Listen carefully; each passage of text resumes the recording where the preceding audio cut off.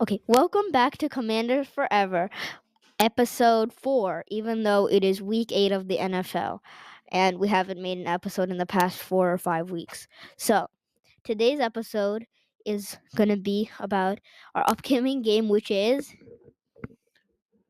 The Washington Commanders versus the Chicago Bears. so all the hype about this game was number 1 versus number 2, Caleb Williams versus Jaden Daniels. And our game got moved from the 1 p.m. time slots 4:25 p.m. and replaced the Eagles, our division rivals. We replaced them in the more interesting 4:25 4 p.m. ish time slot, but it doesn't look like it's gonna be number 1 versus number 2. Right now it's looking like Marcus Mariota versus Caleb Williams. So, how are we gonna win this game? Well, our defense is going to be challenged for sure. Chicago's strength lies in their screen game. They've got these players who are super good at yards after the catch. The pros to the screen game are it's fast, makes it hard for the defense to put pressure on the quarterback because the ball is getting out of his hands so fast. And if you can't control the edges of the field, the guy's going to catch his screen. And these guys are talented, right? The Bears have three powerful pass catchers, maybe even four. They got DJ Moore, they got Rome Odunze, they got Keenan Allen, they got that tight end Cole Kmet. I mean, all Caleb Williams has to do is just dump it off for a screen pass all the time. And unless we figure out a way to shut that down, they're going to score 28 to 35 points on us. I think we'll win if our defense cooperates. If we get hold them to field goals, if not field goals, like maybe try to get at least like leave them on third and goal, fourth and goal situations, but even better punts. But I think from what we saw last week, Marcus Mariota can accomplish things. He can accomplish things efficiently. He may not do it at a high level, but he will accomplish what we need. All Marcus Mariota needs to do is follow Cliff Kingsbury's plays, and he needs to get it into the hands of the right person, make good decisions, which he has been making good decisions because he's a veteran. He maybe instead of throwing it to the a tight pass that maybe only a really good quarterback could hit, maybe an easier pass that may not get as much of a gain, maybe not take long shots for deep passes. Play it simple and we can win. But here's the thing about how all this hype that Caleb Williams this is going to be a really good game because Caleb Williams has been heating up all this time, winning the past 3 games. So if you look at their schedule, the first week they play the Tennessee Titans. Tennessee Titans are not going to become good anytime soon, at least this season. They beat them 24-17. Week 2, they play the Houston Texans, a tough matchup. What happens? They lose, but it's a pretty close game. 19-13. Houston Texans won, so they can put up a fight like we did against the Ravens and the Buck. Well, we didn't really put up a fight against the Buccaneers, but they can put up a fight against good teams like us. Then week 3, they lose to the Indianapolis Colts 16-21, which isn't that good of a team. That's just a disappointing loss. Los Angeles Rams, um, it's a close game, 24-18, but they come back for the win. Carolina Panthers, which we blew out 40-7. They blow out 36-10. Then the Jacksonville Jaguars, which are not very good at all, they beat 35-16. And so last week was their bye week, and now coming out of the bye, they're gonna play us. So overall, they've been playing pretty easy teams, and when they have a challenge, they can't, they don't do that well. So I think that since they're playing a good team, it may be a close game, but I think we definitely have a very good chance of winning. One interesting thing I'm noticing is that in all their games, let's take a look for a second at how many points the other team scored in every single one of their games. So, week 1, 17 points is all the Titans could score. Week 2, Texans win, but 19 points is all they could score. Week 3, Colts, a loss, 21 points. The Colts, that's all they could score. Rams, 18 points. The Panthers could only score 10 points, and the Jaguars scored 16 points. So every single game, their defense has kept the score under 20 points. That's concerning to me, especially since we're not going to have Jaden Daniels more than likely. And, baby, I've been watching Marcus Mariota for the last 8 years. He's, one thing that is a big separator between him and Jaden Daniels is Marcus has butterfingers. He fumbles the ball. He throws interceptions. He is not careful with the ball. And so one of the secrets to our success these last few weeks has been that Jaden is so accurate and he's careful with the ball. We don't turn the ball over at all. But the thing about Marcus Mariota is he is now getting a chance.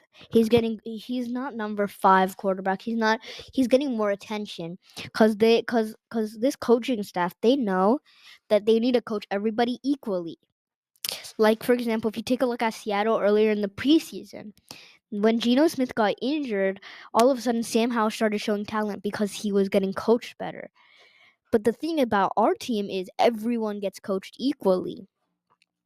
So that's something good. But if you take a look at how you were earlier telling us how much that the Chicago Bears put up against other teams. Now let's take a look at our defense. Week 1, we gave up 37 points. 37 points in a loss to Tampa Bay. It was our early part of the season. Jaden Daniels was still, getting used to the NFL. Our new team was still getting used to the NFL. But week 2, we only put up 18 points. However, they do not have their kicker, the New York Giants. So they had to go for 2. It was a very unlucky game for them, but we came in with the win. Cincinnati was a great game, probably the game of the year if some other game doesn't just come out and show how great this was. We put up 33 points against them. 14 points against Arizona, which was a awesome week for our defense. 13 for Cleveland, 30 for Baltimore, 7 for Carolina, and next week the Bears. So the pattern you see there is that when they play good teams, they give up a lot of points. Correct. When we play good offenses, we give up a lot of points. When we play bad offenses, easy. Caleb Williams has been learning something that he can't just play in his little scrimmage style like he used to play in college. So he's been learning that short passes being more. He's learning how to make better decisions. He's growing throughout this season, and so now that that's working for him, I'd say we might put up. So Carolina, bad team. Baltimore, great team. Cleveland, bad team in terms of offense. Arizona, okay team in terms of offense. Cincinnati, awesome team, awesome offense. New York, okay offense. So the two okay. I think when I say okay or like middle medium offenses, I'm talking about New York, Arizona, and that's where I would say the Chicago Bears fall. So against Arizona, they put up 14 points, and New York 18 points. So these offenses aren't bad, straight up bad, but they're not amazing. So that's what I would say the Bears offense is. They're still growing, but they're not amazing yet. So I think we'll put up something in that range. Maybe 14 to 24 points we'll give them. So as long as we can score more than that, we can win. All right. One interesting factoid here for anybody who's going to listen to this before the game is today was their chance to elevate players from the practice squad. And you know how many they elevated? Nobody. That usually means that they're sticking with the people they have, which increases the chances that Jaden Daniels will play, which means that will increase the chance that we can actually outscore that other team. All right, we have got to wrap it up. It's been almost 10 minutes into the podcast, but I'm not wrapping this up. So what I actually want to say is against Baltimore, we all know Brian Robinson didn't play.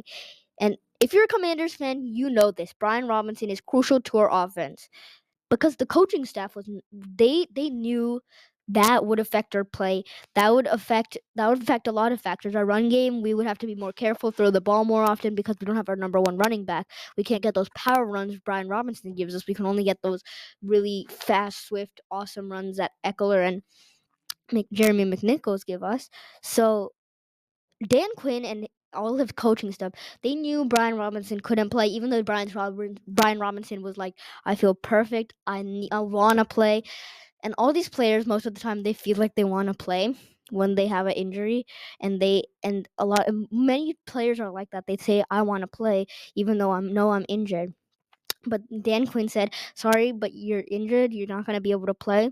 So he had to. So even though one of our best offensive players, Brian Robinson, one of our most crucial players, didn't play, so I don't think that they're and because they knew our running back room was still good. Austin Eckler and Jerry McNichols would be fine. We could still possibly beat the Ravens with them.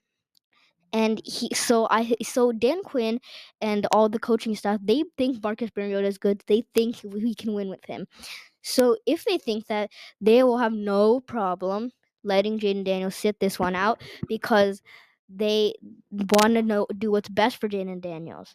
And so when fans are like, RG3 got injured, what if Jaden Daniels is RG3? You can't let him get injured. Every quarterback's gonna get injured. Lamar Jackson gets injured in the playoffs, takes them out of the playoffs, and like Justin Herbert, he has so much talent, but he gets injured all the time. All these quarterbacks, there's so many great quarterbacks that get injured and it's over. So it's just a part of that. It's just a part of football getting injured. So when people are worried Jaden Daniels is so thin he'll get injured, it's just a part of football. People will get injured, but it's about the coaching staff when it comes to the fact that, hey, are we gonna put him at more risks or not? And that's why RG3's career ended, because they put him at more risk by putting him back in. No one was there to stop him from going back out there onto the field. But this time, the coaching staff is there to stop Jaden Daniels. He was about to walk onto the field against the Panthers, and they said, "No, you're not going in. We're not risking it."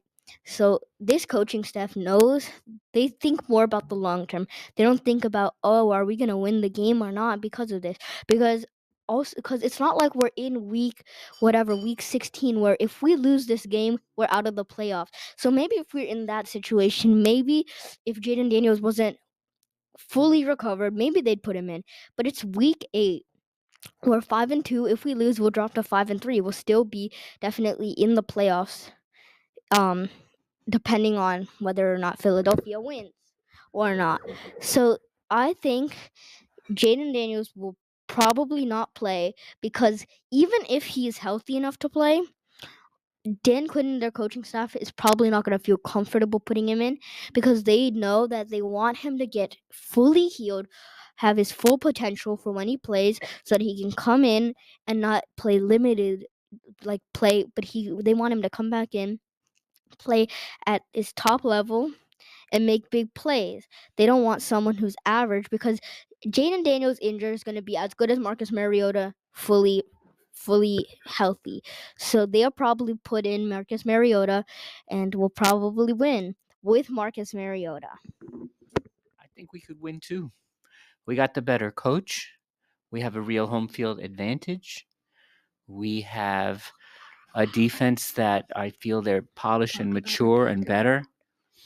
And, one other interesting stat is Caleb Williams has been sacked 20 times this year. So he holds on to the ball. We have a top 5 offensive line. That's possible. But that's it. Any closing thoughts? We had a lot of fun last week. We went to that game, walked in, haven't seen that many jerseys for the home team in a long time.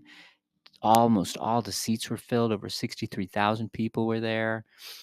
Darrell Green gave a goosebump-inducing speech. There were big massive B-2 bomber or something flew overhead.